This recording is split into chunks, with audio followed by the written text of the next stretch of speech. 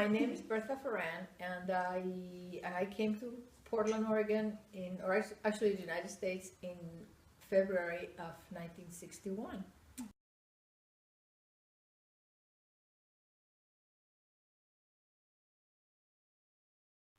Over 5 decades ago, Cuban parents, fearing indoctrination and that the Cuban government would take away their parental authority, exercised one of the most fundamental human rights: the right to choose how their children would be educated.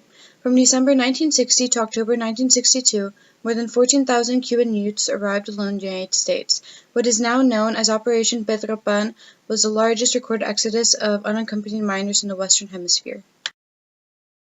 And I was from a group that is called Peter Pan Children.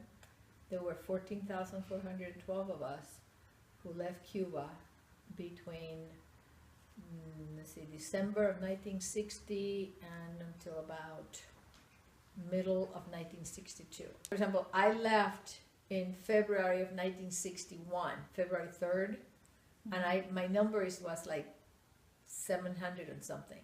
Oh, okay. So I was one of the first group that left. Pedro was a program created by the Catholic Churches of Miami in December of 1960, by the request of parents in Cuba to provide an opportunity for them to send their children to Miami to avoid Marxist-Leninist indoctrination. Well, the reason for that was that when Castro took over in Cuba,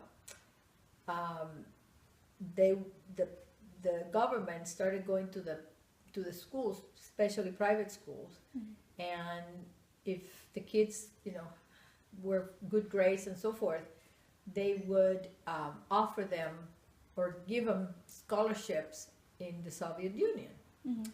So when the parents found that out, basically took their kids out of school. So I just came home one day and they said, "You're not going to school anymore." So a lot of kids then were home without going to school, and the underground at the time decided that they had to figure out a way of having something to do with these kids. Yeah. In April of 1961, the CIA launched what its leaders believed would be the definite strike, a full-scale invasion of Cuba by 1,400 American-trained Cubans who had fled their homes when Castro took over. Well, then, see, the kids got out because supposedly Bay of Pigs was happening. And Bay of Pigs happened in May of 1961. But Bay of Pigs was Cuban exiles were trained by the American Army to do an invasion of Cuba, to actually, take over the government. Take the country back. Yeah. Father Brian O. Walsh, director of Catholic Charities, became aware of the plight of unaccompanied minors in November of 1960. Father Walsh brought the matter to the attention of Tracy Voorhees, sent by President Eisenhower to access the needs of Cuban refugees in Miami. So this is how what is called now Operation Peter Pan, became known, because the kids were part of this group, and the headmaster of the American school that had been closed in Cuba came to the United States and talked to the Archdiocese of Miami and said, the parents have approached me to see if you would be part of organization that would take care of these kids. It's going to be for a short time, maybe 6 months at the time. And, so they talked to the bishop at the time, Archbishop Walsh was his name. And then they decided that it was better if they also involved the government at the time, because, they better knew what they were doing. Yeah. So the government said, sure, you can do that, and we'll kind of help you along with the program. No children were placed for adoption, since the whole purpose of the program was to safeguard parental rights. The Cuban parents who sent their children to the U.S. were exercising the fundamental human right to which antecedes any human constitution or law. Family reunions began in Miami shortly after the first arrivals. Approximately 50% were united with family members at the airport, 85% of the 70,000 taken into care by the CWB upon arrival. And and they call the program Peter Pan Children because Peter Pan was the boy who could fly. Yeah. And we would fly every day. So, and because it was going to be temporary, the Archdiocese of Miami opened up this old hospital and, made it like a big school. I mean, it was a huge place and we were there. And then they had a couple of Cuban couples be like house parents to the kids, and and we just lived there. I mean, it was like going to a summer camp. The biggest problem for Catholic Charities as number coming grew week by week was the lack of facilities to care for the minors in Miami.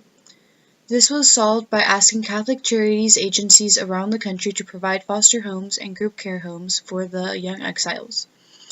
The children from Cuban Refugee Children's Program were placed in temporary shelters in Miami and relocated in 30 states. There were that many of us, then they started asking Catholic Charities throughout the country if they would take some of the kids. And then your name would be getting out of a box. And they would say, Berta Fernandez, Portland, Oregon. What? See, but I came with my father's, my dad had a business partner and he also had an only daughter.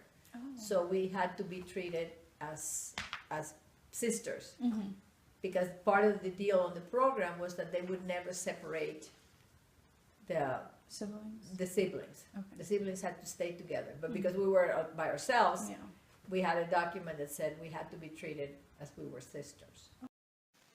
Kennedy had inherited Eisenhower's CIA campaign to train and keep a guerrilla army of Cuban exiles, but he had some doubts about the wisdom of the plan.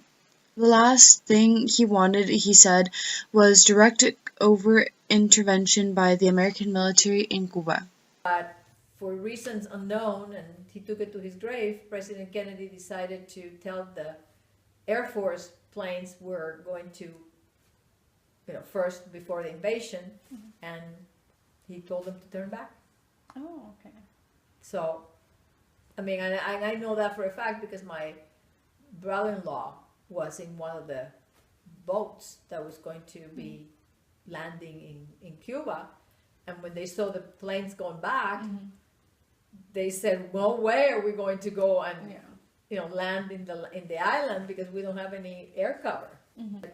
Kennedy never said why he turned the planes back.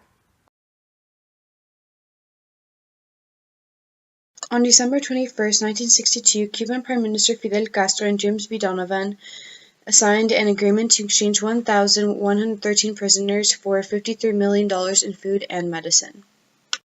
In 1961 is when then later on they had an exchange for the prisoners because they took a whole bunch of the people that had already landed.